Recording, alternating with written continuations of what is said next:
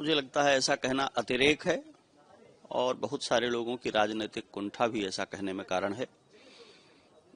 हम यदि कोई मक्कारी न करें और ठीक ठीक सनातन धर्मी होने के नाते कृतज्ञता और सदाचार पूर्वक देखें तो महाकुंभ की जैसी व्यवस्था अभी हमारे सामने है, यह कल्पनातीत है, अपूर्व है, पहले कभी नहीं हुई थी, ऐसी है। मुख्य विषय यह है, दुर्घटना के पीछे के कारणों पर जाएंगे तो सीमित देश काल में असीमित जनसंख्या आती है। यदि प्रत्येक व्यक्ति जो शामिल हो रहा है मेले में वो व्यवस्था का पालन नहीं करेगा, धैर्य और व्यवहार में अपने संयम नहीं रखेगा तो दुर्घटना संभव है। ये व्यवस्था का दोष नहीं है, उन्माद के कारण, उद्वेग के कारण इस तरह की परिस्थितियां सामने आती हैं। इसके लिए मुख्यमंत्री से इस्तीफा मांगने की बात करना हास्यास्पद है और चिंताजनक है। चिंताजनक इस दृष्टि से है कि जो मुख्यमंत्री मेले के प्रारंभ होने के पहले से घूम घूम करके यहाँ की सड़कें, यहाँ के व्यवस्थाएं, यहाँ के पांडाल, यहाँ के मंच की चीजों को ठीक करने में लगा हुआ हो।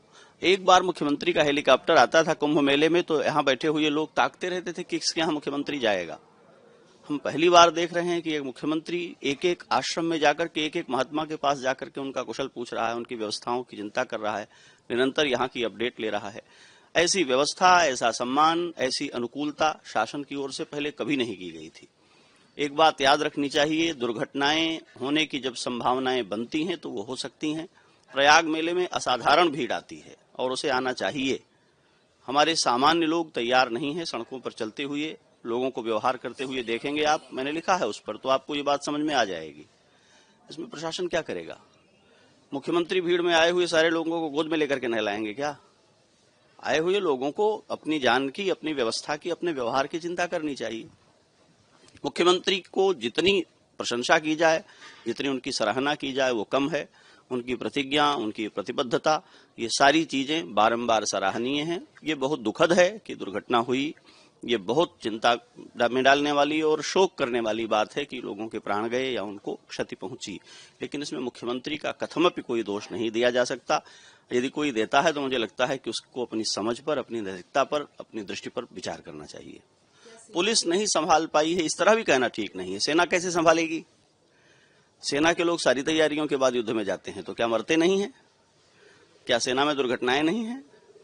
मैं फिर इस बात को स्पष्ट करना चाहता हूं, पुलिस नहीं संभाल पाई है ये कथन ठीक नहीं है, इस तरह कहा नहीं जाना चाहिए। वस्तुतः पुलिस ने संभाल लिया। करोड़ों की संख्या जहां उपस्थित हो, नदी के तट पर उपस्थित हो, बैरिकेड्स हो, पुल बने हो और नदी का विस्तार हो, वहां भगदड़ हो रात्रि में, और उसके बावजूद इतनी कम जनहानि के साथ उस घटना को संभाल लिया जाए, मुझे कहना अच्छा नहीं लग रहा है। एक का भी प्राण जाना असहनीय पीड़ा देता है तो मैं उसको कम कहूं, लेकिन और खराब परिस्थितियां हमारे सामने हो सकती थीं। ये पुलिस की संभाल है। इंस्पेक्टर ने जान दे दी है सेवा करते हुए वहां। हम कह रहे हैं पुलिस ने संभाला नहीं है। हम पुलिस को क्या समझते हैं कि वो चतुर्भुज हैं, कि वो सहस्त्रबाहु हैं, कि सबको उठा लेंगे, सबको बचा लेंगे?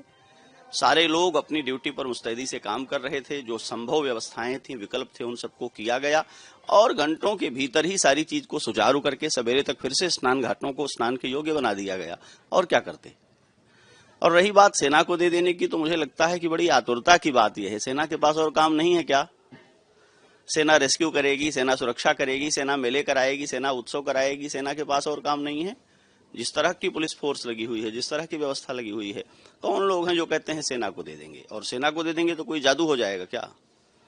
ये निहायत लज्जास्पद है और शर्मनाक है कि दिन रात एक करके जो लोग यहाँ अपनी सेवाएं दे रहे हैं, कष्ट सह रहे हैं, जिस सर्दी में हम आग ताप रहे हैं बैठ करके, जिस सर्दी में हम अपने शिविर में, अपने कुंभ में आकर के सो रहे हैं, उस सर्दी में, उस कठिन परिस्थिति में सुबह से रात तक पुलिसकर्मी वहां पर ड्यूटी कर रहे हैं और हम उनका तिरस्कार कर रहे हैं, उनके सेवा भाव और उनके परिश्रम का अवमूल्यन कर रहे हैं, यह कह करके कि सेना को सौंप देना चाहिए। जहां आवश्यकता है वहां सेना इसलिए ट्रेनिंग नहीं लेती है कि लोगों को नहलाए खिलाए। सेना इसलिए ट्रेनिंग लेती है कि देश की सीमाओं की रक्षा करे और किसी असाधारण परिस्थिति में उसका उपयोग किया जाए, और वो जहां शासन को समझ में आएगा वहां करेगा। इस्तीफा मांगने की जहां तक बात है, इस्तीफा तब नहीं मांगा गया जब पालघर में संतों को दौड़ा के भीड़ ने मार डाला। इस्तीफा तब नहीं मांगा गया जब राम भक्तों को, निहत्थे राम भक्तों को दौड़ा दौड़ा करके अयोध्या में गोली मारी गई। इस्तीफा तब नहीं मांगा गया जब काशी में घसीट घसीट करके दंड धारण किए हुए सन्यासी को लाठियों से पीटा गया।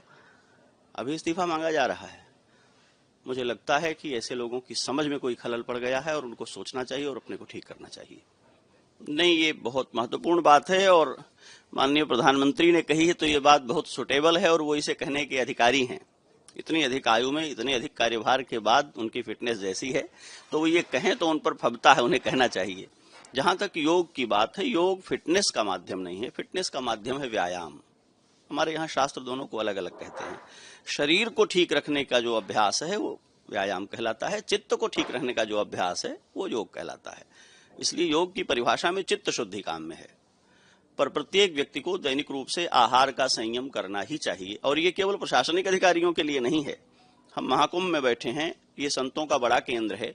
हमारे उपनिषद संतों के आचार शास्त्र कहते हैं कि न मेदो वृद्धिस्यात्, मेद नहीं बढ़ना चाहिए और यदि शरीर में चर्बी बढ़ जाए तो साधक को प्रायश्चित करना चाहिए, उपवास पूर्वक उसको ठीक करना चाहिए।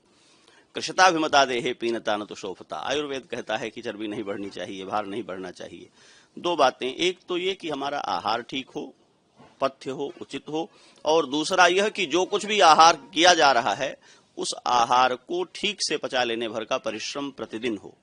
हम एक ऐसे जीवन की ओर बढ़ गए हैं जहां मानसिक रूप से थकान बढ़ती जाती है और शरीर कम थकता है, तो लोग बीपी के और डायबिटीज के पेशेंट होते जा रहे हैं। जीवन असंयमित हुआ है क्योंकि हमारी प्लानिंग फेल हो गई है और हम परिवेश के दबाव में जीने लगे हैं। इतना आत्म केंद्रित होना कि हम अपनी दिनचर्या को स्वयं मैनेज कर सकें, ये सबके लिए वांछित है और प्रत्येक व्यक्ति परंपरा से इस बात को थोड़ा बहुत समझता भी है। अब माननीय प्रधानमंत्री कह रहे हैं तो मुझे लगता है लोग ज्यादा प्रेरित होंगे और उसको अंगीकार करेंगे। बहुत अच्छी बात कही गई है और इसका स्वागत करना चाहिए। स्वागत करने के साथ साथ इसे स्वीकार करना चाहिए।